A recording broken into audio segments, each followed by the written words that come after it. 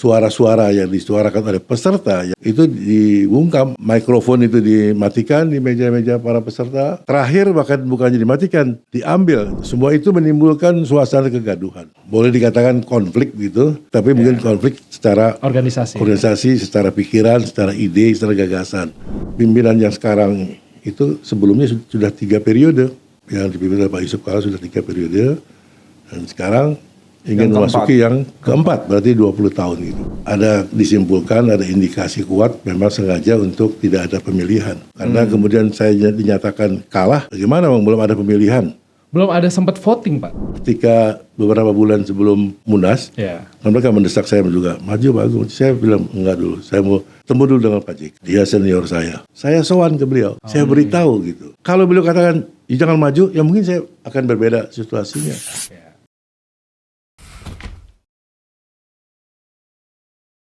Bapak Agung Laksono, calon Ketua Umum Palang Merah Indonesia, selamat datang di Podcast Merdeka. Selamat datang Pak Agung.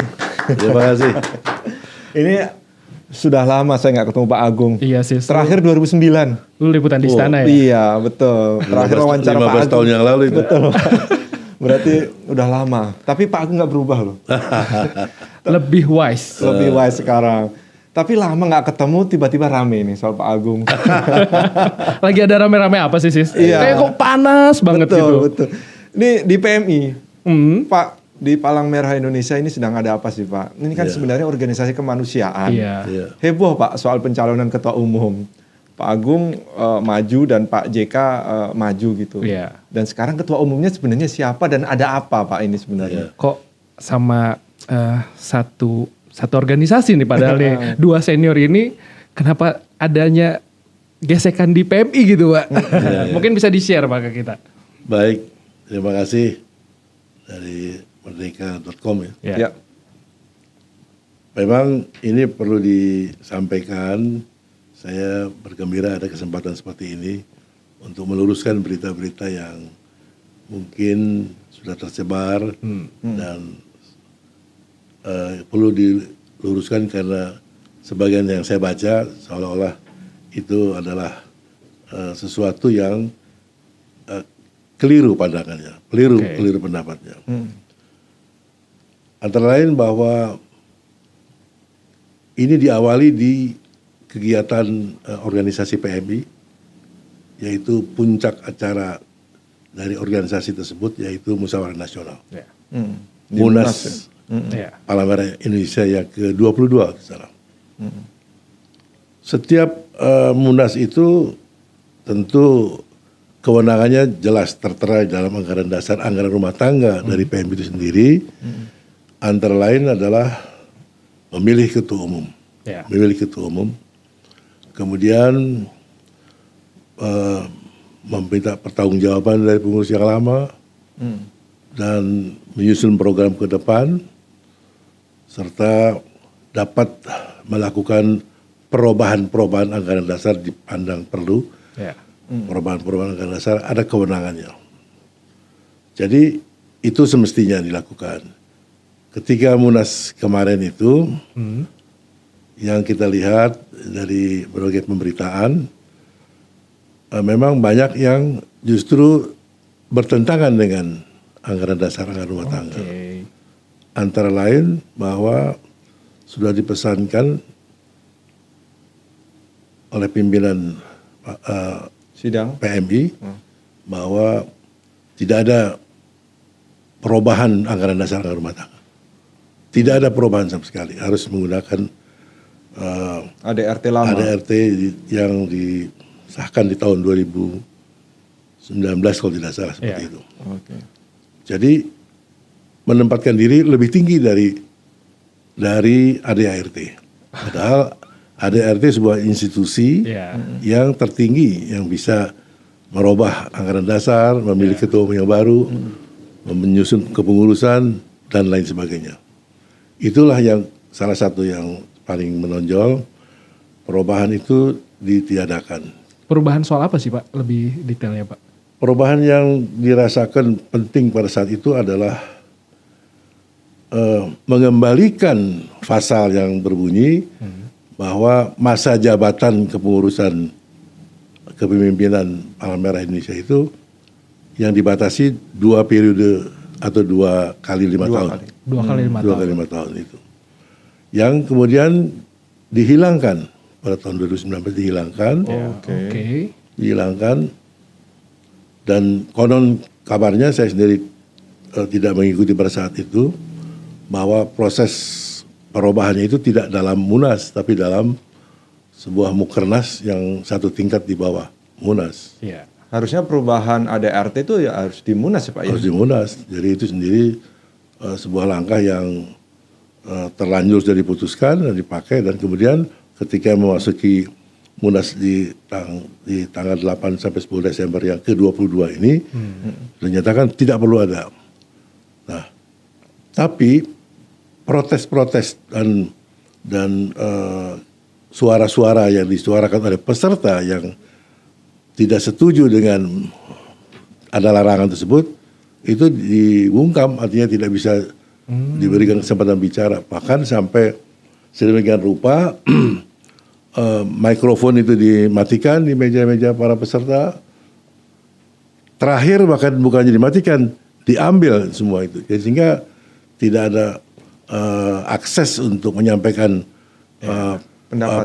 pendapatnya, sarannya. Aspirasinya, bahkan protesnya, apalagi protesnya. Jadi seperti itu dipaksakan jalan. Seperti contohnya juga ketika menetapkan tata tertib atau aturan lainnya, termasuk jadwal persidangan. Itu jadwal persidangan penting supaya dari waktu ke waktu itu sesuai dengan prosedur. Itu pun langsung tanpa ada pembahasan. Langsung dibacakan hasilnya. Oke. Nah, langsung aklamasi. Belum, itu soal yang berkaitan dengan tata tertib dan jadwal sidang.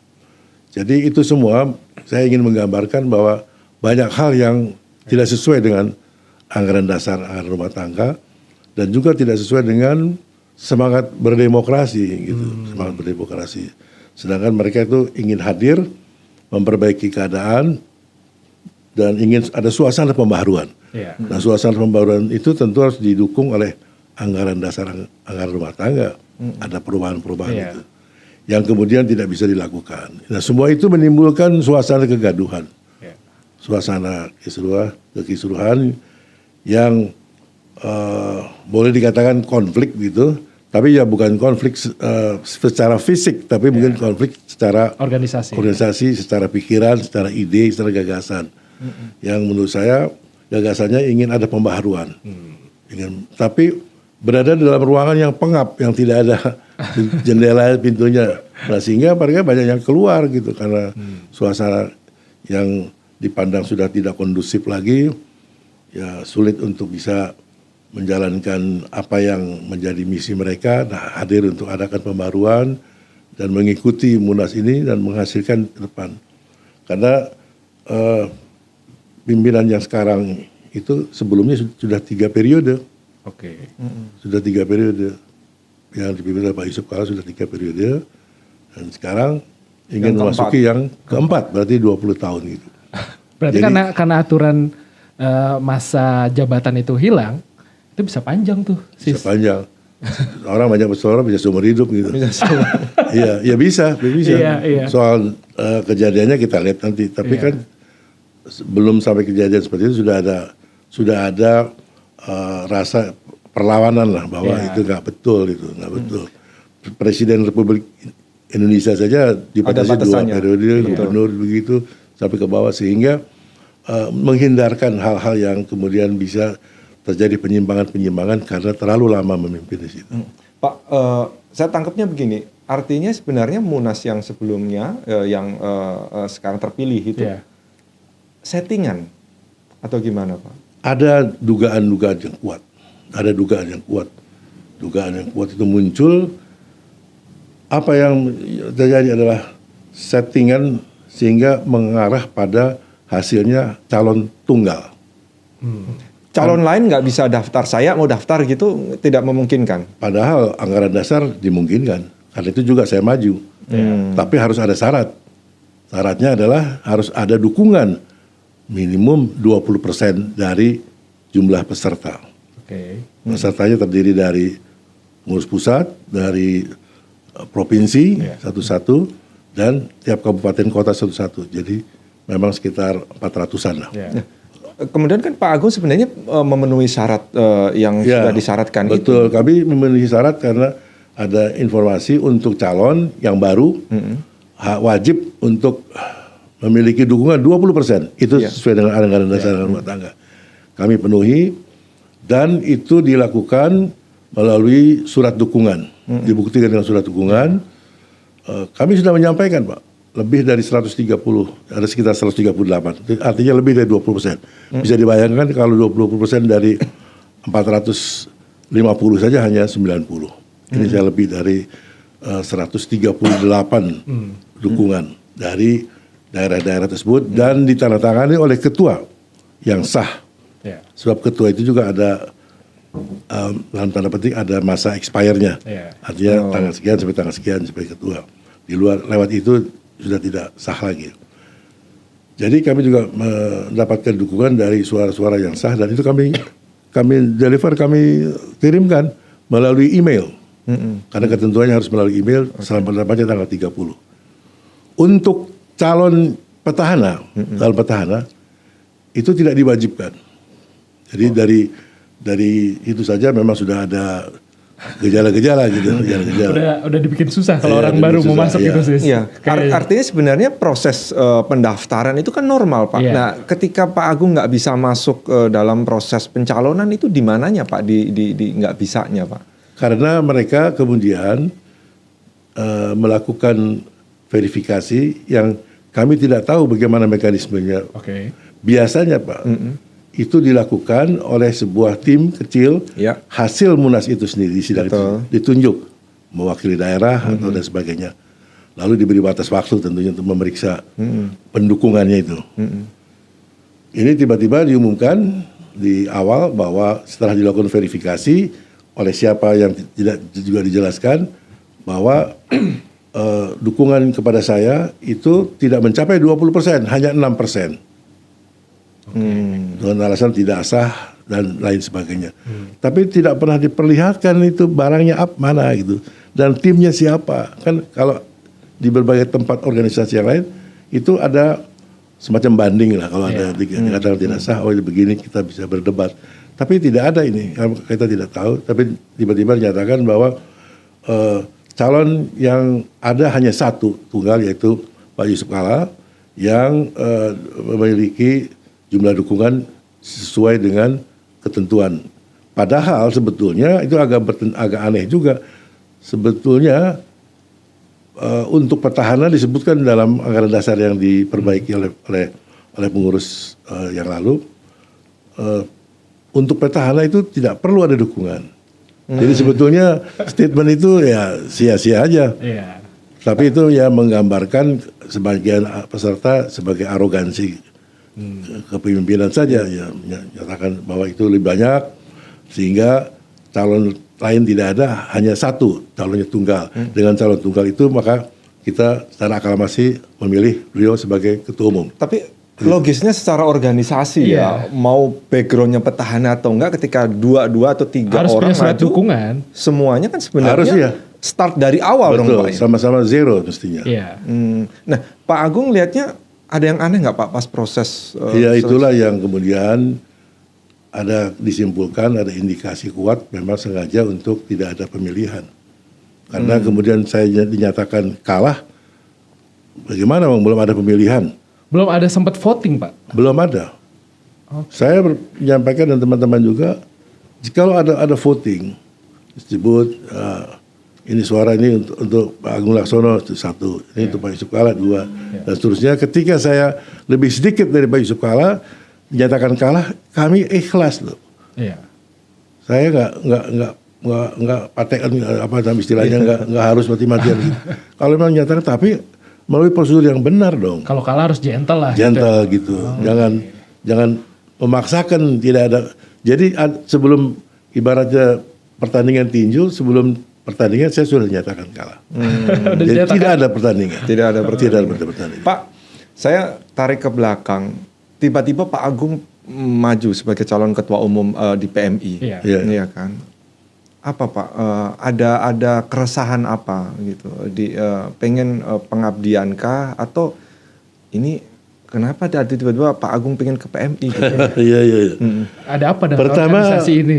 pertama memang dimungkinkan anggaran dasar anggaran rumah tangga itu harus ada kriterianya, ada syarat-syaratnya. Misalnya syarat-syaratnya warga negara Indonesia tentunya, ya bertakwa kepada Tuhan Yang Maha Esa, setia pada Undang-Undang Dasar, kepada Pancasila sebagai ideologi dasar negara, dan Undang-Undang Dasar 45 dan seterusnya.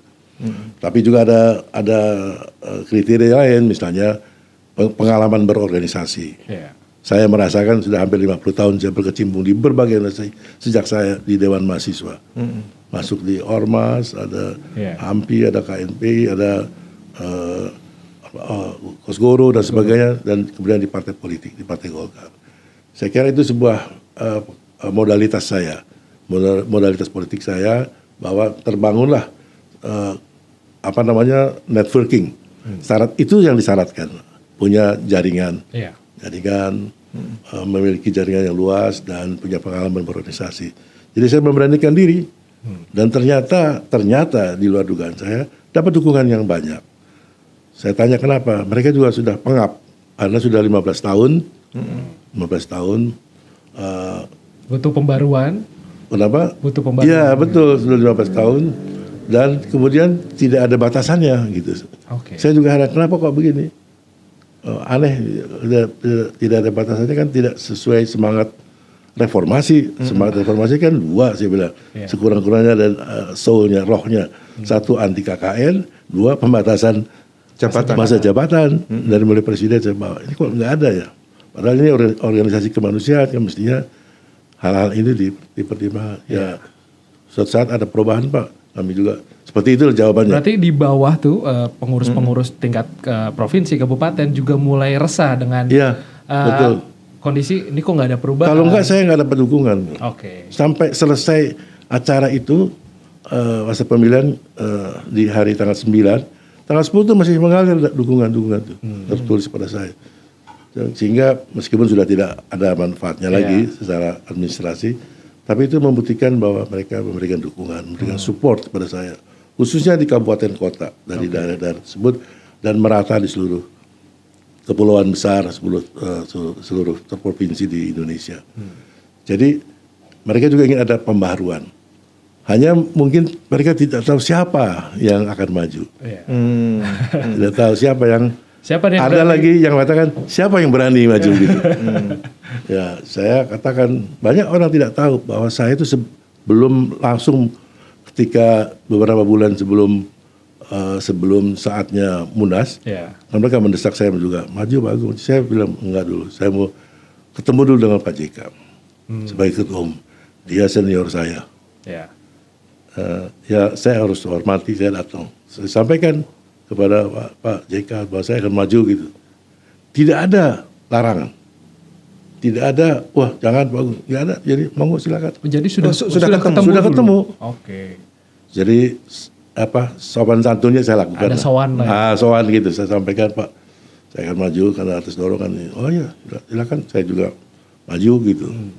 Tapi saya nggak pernah maju sendiri, saya selalu dicalonkan. Oh baik Pak. Jadi saya ada membawa saksi juga teman saya yang dikenal oleh Pak JK, dikenal oleh saya. Jadi saya tidak nyolong begitu saja. Apalagi kudeta, ada sisa kudeta, wah ngeri banget ini. Kudeta di Munas katanya saat itu harus berhenti pengurus yang eksis pada saat itu dan bisa dimulai lagi kalau terpilih. Yang saya mau kalau ada terpilih harus melalui pemilihan. Itu tentu secara moral juga lain ya. Iya Pak. Dengan berbagai cara menjatuhkan lawan lalu dia terpilih sendiri. Dengan melalui proses pemilihan. Saya katakan bahwa kalau ada pemilihan saat itu saya kalah suara, ya sudah kita terima. Itu kemampuan saya. Tapi ini tidak ada. Jadi publik ya harus tahu juga bahwa tidak ada pemilihan. Sehingga kemudian katakan menang, ya saya juga tidak tahu menang karena apa. Gitu. Tinjunya belum dimulai. Belum dimulai tinjunya. Ini yang mau saya tanyakan, Pak. Saya boleh minum dulu. Oh, silakan Silakan, sambil Pak. minum. Oke. Menarik ya, Sis. Iya. Tadi Pak Agus sebenarnya udah nyinggung tuh. Iya. Siapa yang berani maju? Iya. Pak, iya kan lawannya Pak JK loh, Pak. Iya, betul. Lawannya Pak JK. Betul. Pak Agung tadi nyebut senior. Iya. Apa itu nggak sebelumnya nggak dipikirkan dalam artian Pak JK maju lagi atau enggak gitu? Loh, karena itu saya menemui beliau. Saya berusaha, saya menelpon, saya akan menghadap Bapak silakan di rumahnya, diterima. Sekitar jam 10-11 pagi setelah beliau olahraga, saya temui, tidak ada kata larangan sama dia. Jangan. Tapi tahu Pak JK pasti akan maju lagi. Maju, saya juga akan maju Pak Agung, dan saya tidak pernah mencalonkan diri. Ya. Saya biasanya didukung gitu. Baik Pak, saya kira boleh-boleh saja gitu. Jadi saya dengarkan. Saya lebih banyak mendengarkan daripada saya yang berbicara. Tapi pesan itu barulah saya bisa berani untuk melakukan. Karena saya anggap sudah saya sampaikan, ibaratnya masuk rumah kulo nuwun gitu. Gitu. Tapi datang tampak muka gitu loh. terbayang nggak? Artinya terpikirkan nggak Pak? Pada akhirnya kok begini gitu loh, dijegal. Dalam artian dijegal secara administrasi yang tadi Pak Agung sebut ya, misalkan. Enggak, sama saya sama sekali nggak menduga. Kok begitu ternyata ya cara-caranya. Berarti Pak Agung seharusnya udah berpikir nih dari awal. Kok gue berani ya lawan gitu kan? Tapi itu juga menarik Pak, pertanyaan tadi kalau Aziz bilang kenapa gitu, tapi saya ingin lebih dalam lagi, kenapa berani lawan Pak JK? Itu juga menarik tuh sih. Karena memang dalam percakapan dengan beberapa teman-teman yang di PMI di daerah di kabupaten, mereka anggap ini sudah cukup lah. Tiga periode 15 tahun cukup. Ya, terlepas dari jasa dan kekurangan dan kelebihannya ya sudah cukup. Harus ada pembaharuan, ada perbaikan. Anggaran dasar juga perlu diperbaiki, karena kalau meninggalkan organisasi dengan anggaran dasar seperti itu, maka kepemimpinan itu tidak tahu berapa lama batasnya, bisa seumur hidup, begitu. Karena tidak disebutkan secara jelas. Saya kira harus terbuka dan terang-terangan, masa bakti 2 periode ya sudah lebih baik gitu. Begitu. Karena statementnya Pak JK beberapa hari belakangan ini kan cukup keras sih Pak. Ini maaf sampai nyebut Pak Agung berkhianat. Ya, Pak ini keras banget. Kita langsung konfrontir ya. Saya juga heran. Saya berkhianat kepada siapa? Saya juga bukan pegawai beliau. Ya, kan kita tahu beliau seorang pengusaha juga. Ya. Beliau juga bekas wakil presiden 2 kali dan sebagainya. Saya berkhianat apa? Dan untuk mencegah, sebelumnya ada perasaan juga untuk mencegah hal-hal itu, saya sowan ke beliau. Saya beritahu gitu. Kalau beliau katakan jangan maju, ya mungkin saya akan berbeda situasinya. Tapi beliau tidak melarang, jadi saya diperbolehkan, ya sudah. Saya lakukan semaksimum yang saya bisa laksanakan.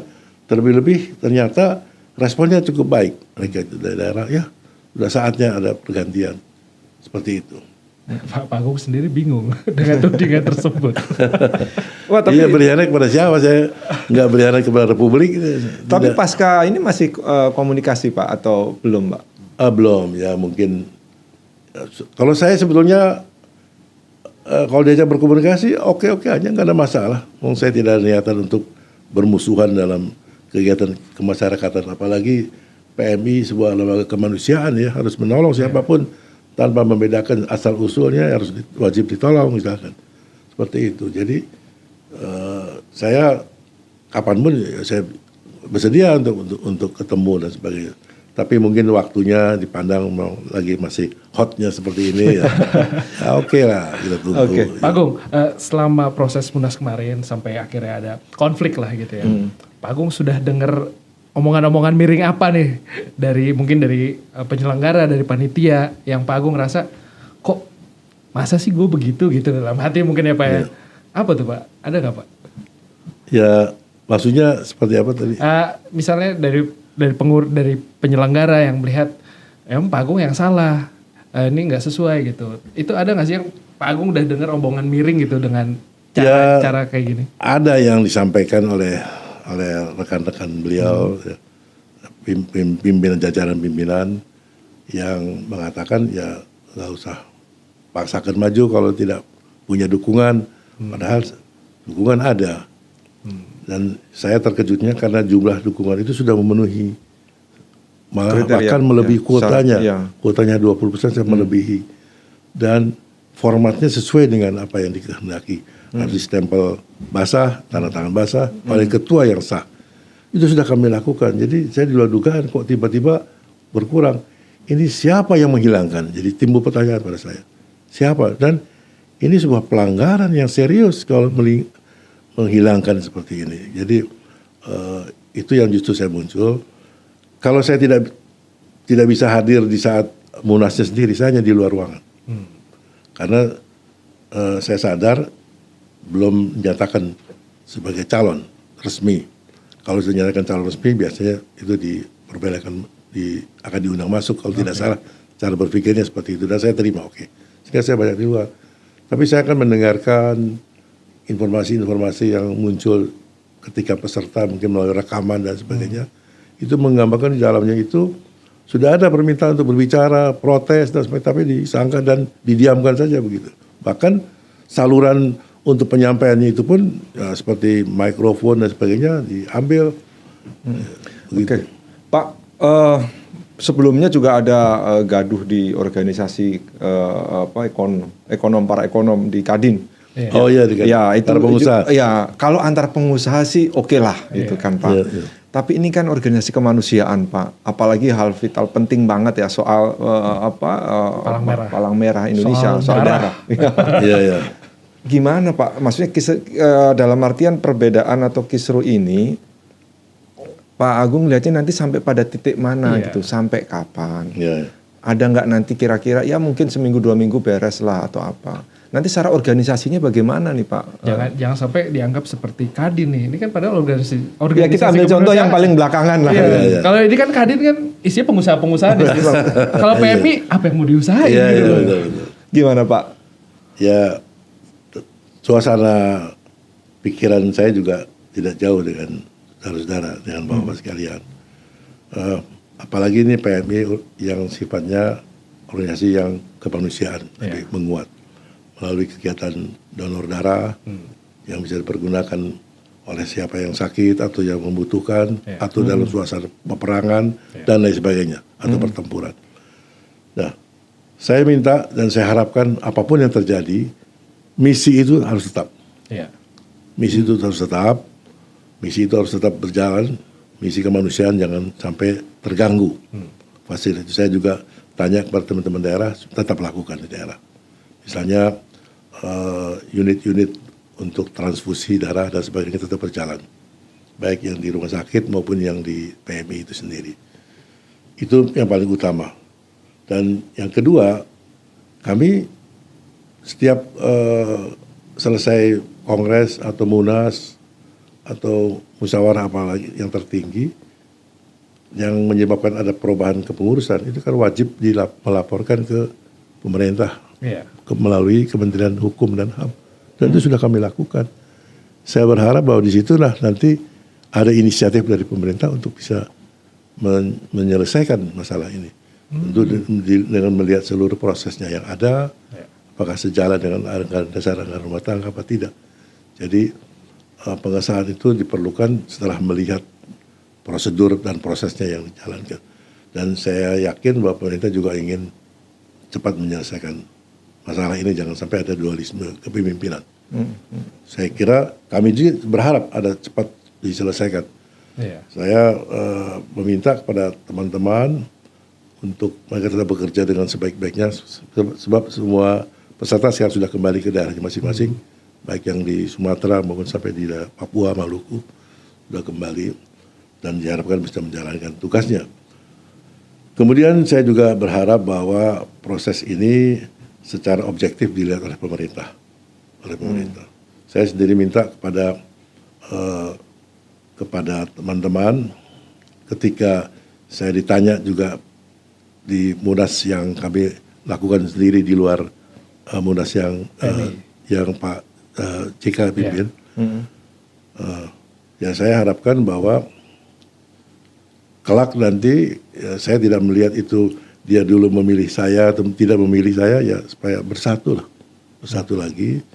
Kemudian persatuan-kesatuan ini harus dijaga karena supaya memberi pelayanan yang terbaik untuk diteruskan di daerah-daerah. Sebab tentu dari waktu ke waktu masih banyak hal yang perlu diselesaikan, yang perlu diperbaiki. Saya kira seperti itu. Saya juga berharap tidak terlalu lama ada keputusan, dan saya percaya bahwa pemerintah menilai secara objektif, karena itu semua terjadi secara nyata dan terekam, mudah dilihat. Karena kan kelihatan masih makin meruncing itu kan setelah dua-duanya pengen lapor polisi, Pak. Iya. Ya ini. Ini udah mau masuk ke ranah hukum. Ranah hukum, Pak. Ini plus dua-duanya juga SK-nya nanti hasil calon ketua umum ini juga menyetorkan ke Kemenkum, Kementerian Hukum, untuk pengesahan pengurusan, Pak. Lain kalau sama-sama dua-duanya nanti ujungnya sampai ke pengadilan. Jadi saya teringat waktu di Golkar juga sama, Pak, begitu dulu. Ketika ada dualisme kepemimpinan gitu. Ini ya akan mengikuti proses itu, Pak. Apa ada istilahnya musyawarah lah, udah titik temu gitu, nggak sampai harus ke hukum. Gitu. Ya, saya serahkan pada pemerintah untuk bisa melakukan langkah-langkah yang terbaik dan dalam waktu yang sesingkat-singkatnya, seperti itu. Dan kewajiban kami sekarang adalah melaporkan apa yang sudah kami lakukan secara sebenar-benarnya, tidak ditambahkan dan tidak dikurangi, seperti itu. Mudah-mudahan seluruh laporan itu terbaca dengan baik dan menjadi pertimbangan ke depan, dan bisa memilih kami, tentu itu harapan kami.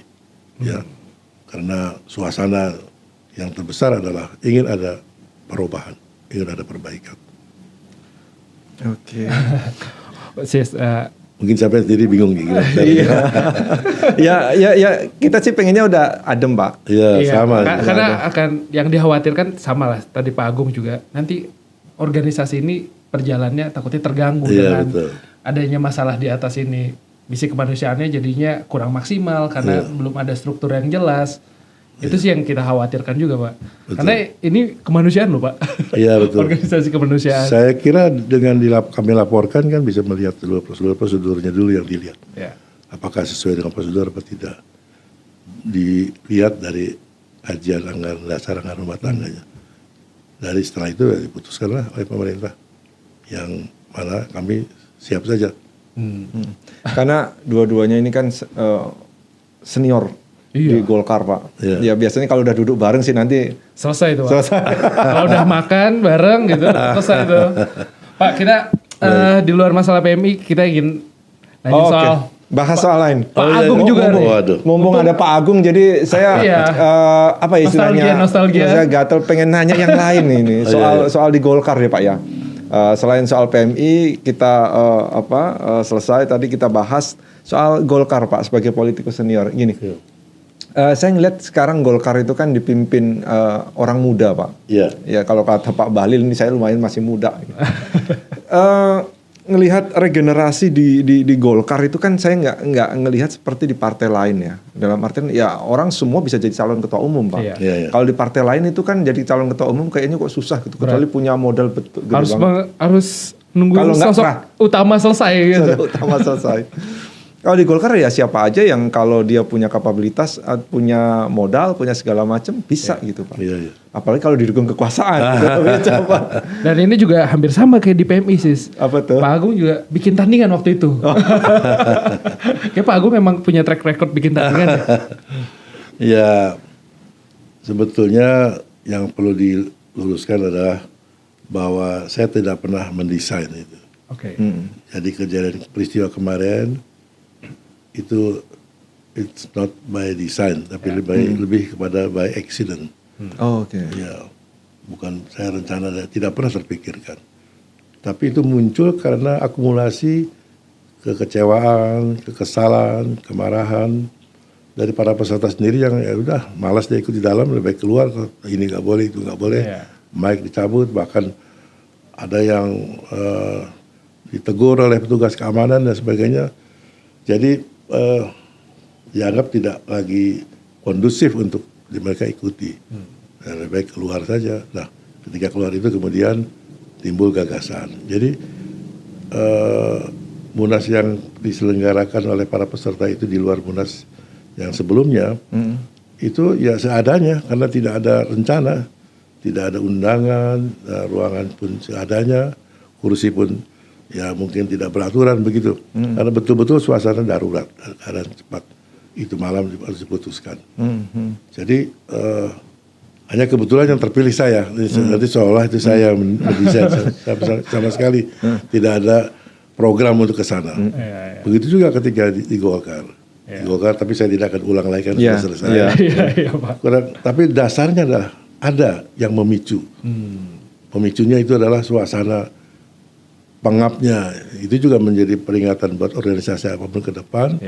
Sepanjang itu tidak dibuka, itu kemungkinan ledakan seperti itu akan terjadi karena suasana saat sekarang kan semakin canggih, peralatan komunikasi. Kalau kemudian tidak bisa diberi kesempatan untuk berbicara, untuk menyampaikan pendapatnya sendiri, pada saat itu sebetulnya ada ruangnya, ada forumnya. Ya tinggal pandai kemampuan dari pimpinan sidang untuk mengaturnya. Tapi jangan melarang, tidak boleh bicara, sengaja dimatikan, mic dan sebagainya. Itu kan sebuah skenario yang membungkam pendapat para peserta. Kemudian soal faksi-faksi di Golkar tuh Pak. Ya kalau faksi-faksi di Golkar itu sering orang mengatakan Golkar ini sekarang semacam kalau di perusahaan kayak TBK begitu, udah terbuka ya. Udah terbuka. Jadi karena pendirinya sudah tidak ada, sudah meninggal dunia, Pak Harto dan seterusnya. Jadi sekarang adalah penerus-penerusnya saja. Sehingga memang terbuka untuk siapa saja.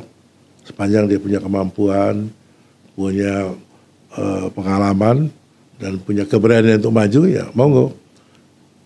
Soal restu dari penguasa itu saya kira sesuatu yang bukan sesuatu yang aneh. Di Golkar? Di Golkar aneh, tapi nyata gitu. Ya, itu biasa saya kira.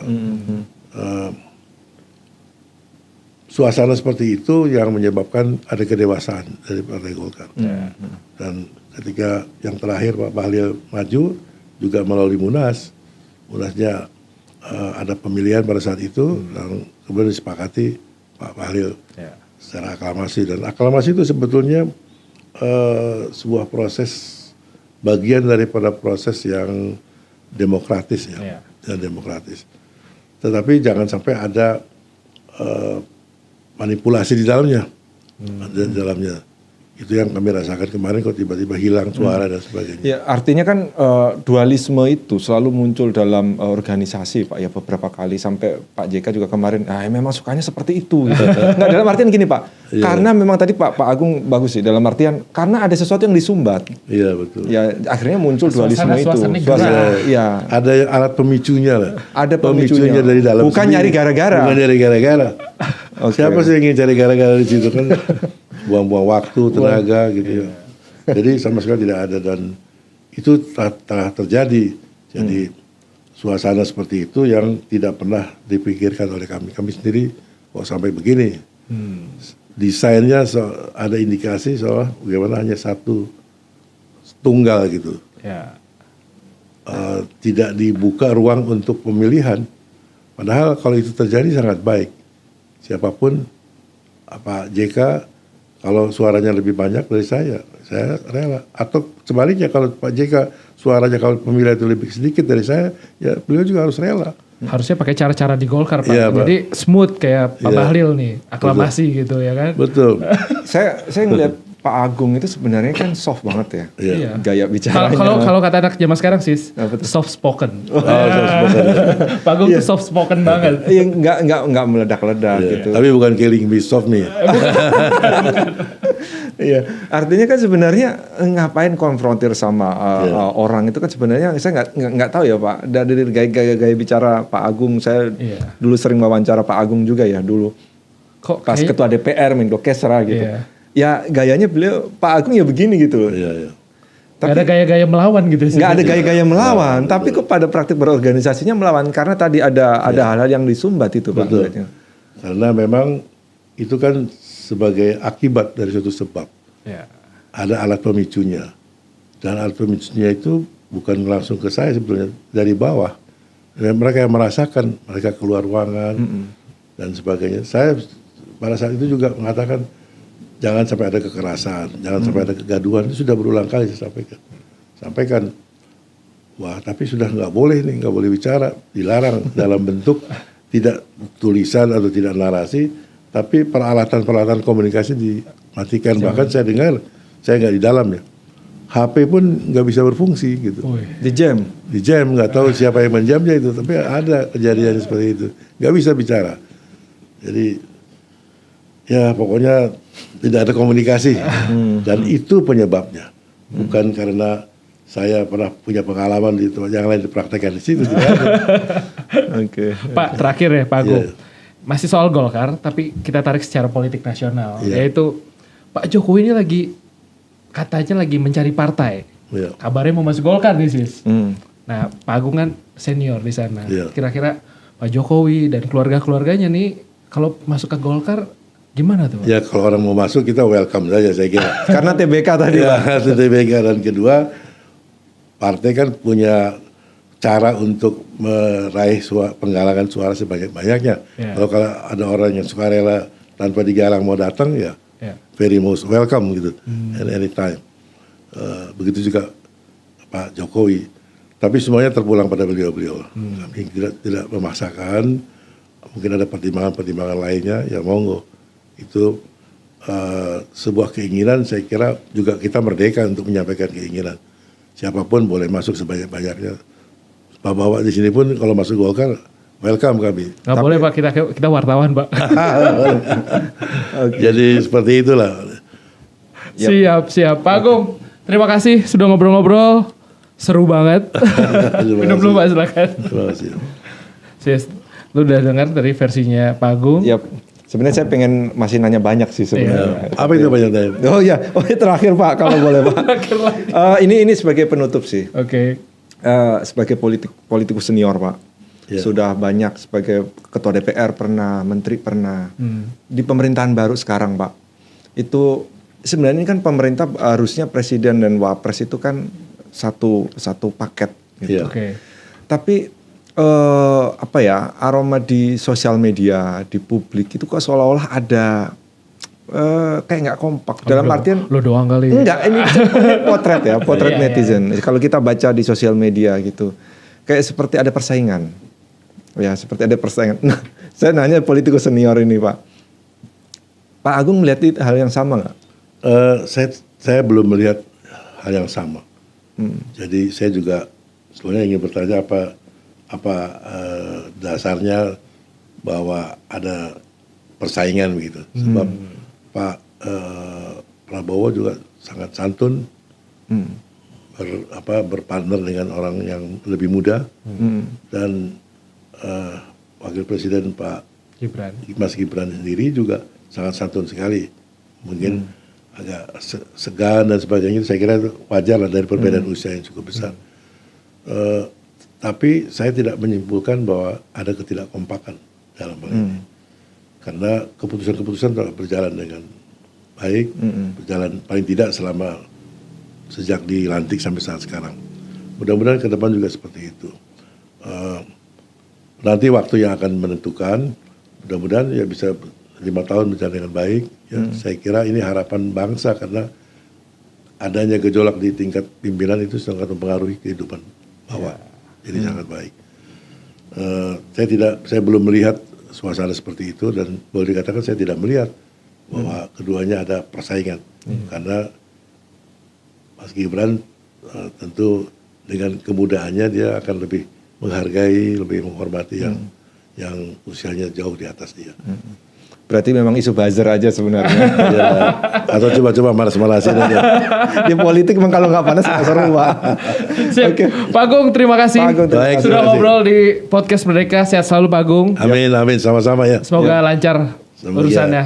Terima kasih Semoga sahabat Merdeka. Merdeka.com juga semakin tetap merdeka. Amin. Amin. Ya, dan semakin maju. Amin. Amin. Terima kasih. Terima kasih. Terima kasih.